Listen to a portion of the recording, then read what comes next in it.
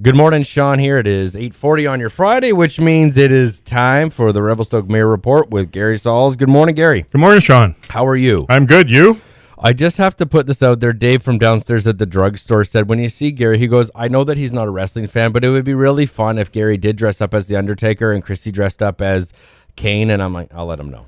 Right. I'm sure they'll be all over it. I'll give that input to my wife. But I will do it with you if she doesn't want to. I'll just. Oh, there we go. Okay. Awesome. Which one do you want to be? Well, I have to be Kane. You'd have to be The Undertaker. Okay. It's such a cool title. So, Gary, you got a list of things here, but I thought I would share some positive info for you. Awesome. So on Monday, there was a presentation down at the School District 19 basement. That sounded creepy, but it was. That's where it was.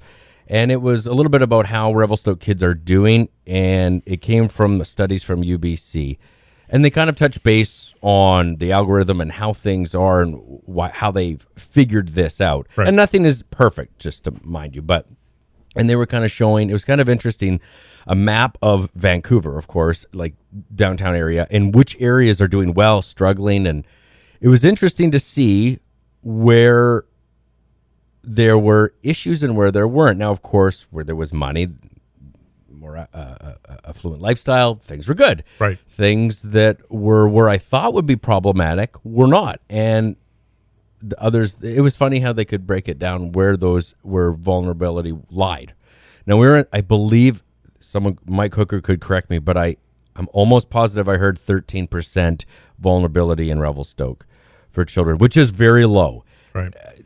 You're never going to have 0, 0, 0. That would be perfect, and that's not perfect. But we're the lowest, or one of the lowest in the entire province. That we're doing very well. We're over and above.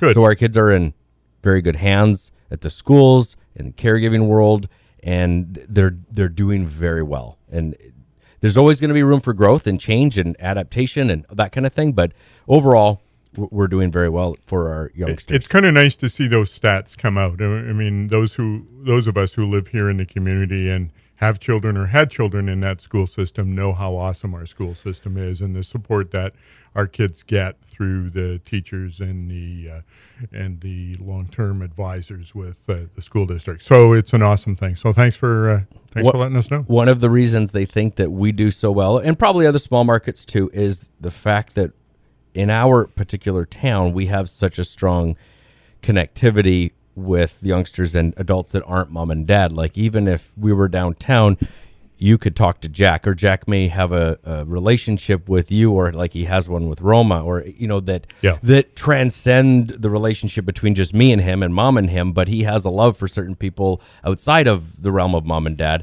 And there's a connectivity that we all kind of share with one another, or kids. So, like I walk down the street, if I see Paula or Mark Bolton's boys, I'll hug them and say hi. So there's this loving relationship that goes beyond just mom and dad, which is good for the kids. And that's what community is all about. Yeah. So that awesome. was good. Thanks.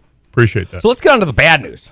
Oh, okay. Well, I don't have any bad news. I just want to say that with the budget, so we did the community participation last night, but also there's still time for community members to give input to the financial people until March 4th. So how was the turnout?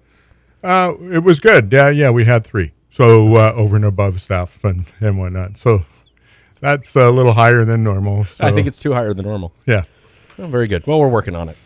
Anyway, it's good to see that people are engaged. There's a few people that have sent emails and whatnot and giving their opinion. So we're happy to hear that. So just encourage people to go online, look at the website, and give some input if they have some concerns, or if they have some things that they want to say, hey, we're happy with. So I want to hear both sides. So speaking of budget, I just wanted to touch base on a few things. Every once in a while on the Revelstoke Community Board, we'll open up the dialogue and we'll talk about stuff. And sometimes it's heated, sometimes it's not, sometimes it's good ideas, sometimes it's not possible.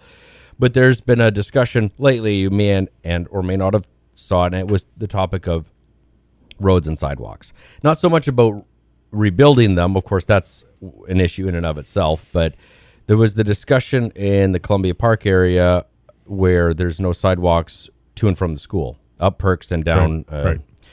And I know that that's a lot of money, but they were talking about, well, how is this possible to look at in other areas too, not just that area, but Arrow Heights area, where youngsters would be on sidewalks rather than on the side of the road, that type of thing. And in the spring, summer, yeah, there's more dirt to kind of skirt on, but right now you're very much on the road. So what is a reality with that? I understand that's been an issue for probably 20 plus years. Well, in Arrow Heights, we're looking at some of the contractors or the proponents that are doing developments up there that may be helping with putting in some of those sidewalks. When we look at Columbia Park, there is no new development going in. When that subdivision was originally built, my understanding was the proponents that put that in said, no, we don't want to have sidewalks. We want to have more room on our front lawn, sort of thing, for parking vehicles. So we're now in the situation of looking at what's going to be the best for the community.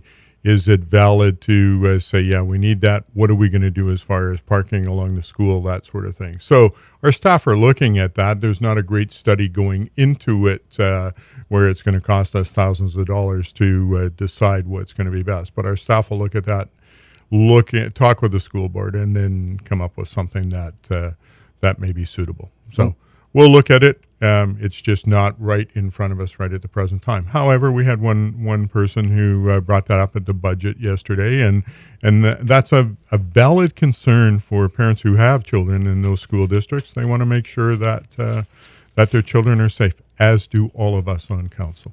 So. Okay. And just to touch base briefly on this, because I know that they'll be working on it, but we've got a couple of potholes popping up here and there. Yep.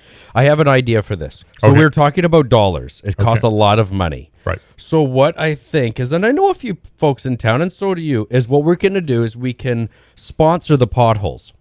So we could call the coolest looking shaped one, we could call it, like that one, that's X amount of dollars. The smaller ones are smaller ones. So we could have like the RER pothole. We could have the Emo's restaurant pothole, or the Brandon Bounder funeral home ditch. That kind of thing. Okay. Right. So there's certain things that we could do to draw in some money and fix these potholes.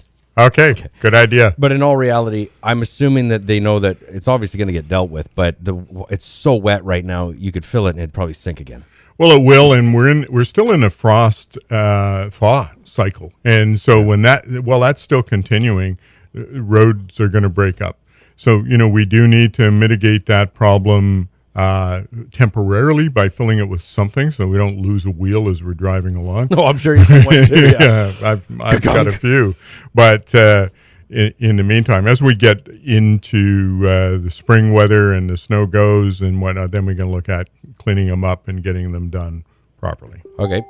And what do you got on your cheat sheet? What else? I just wanted to make it quite clear. There's been some scuttlebutt about the wayfinding, that sort of thing. I want everyone in the community to know that the wayfinding, all these signs that people are talking about, is not paid by property taxpayers' dollars. It's not paid by taxpayers' dollars. And we can go into where it comes from, but we dealt with that. So just so people know, you get your tax notice going, oh, we got to pay for these signs. That's not where the money's coming from. So in some roundabout way, it's actually from tourists. Beds and beds. There we go. Yep, okay. Exactly. And, we're talking about remediation at City Hall. It's not going to be put back perfect, but we've got a $200,000 grant so far from CBT Heritage Fund. We know that something needs to be done because the outside of the building is falling off and parts are falling out. The planters around there never had any rebar in them, so they are starting to fall down. So we're looking at doing that. There was some money put aside and some budgeting done in the 2019 budget. So with this new budget this year, there is not an effect on that budget. Yeah, aren't they trying to chip off the stucco and trying to get it back to was it originally concrete? It was originally concrete, and now because the concrete is not in good shape, we need to do something and put it on the outside. So they've come up with a plan, and I think it'll work well. Oh, okay, so you can't have it exactly historic, but yeah, that's correct. Sometimes concrete cracks, I guess. Yep. Okay. And anything else that we can touch base on? I think that's it for today. Okay, you're good. Well, right. We'll work on a team of sponsors and we'll get on those potholes. All right, thanks. Thanks, Gary.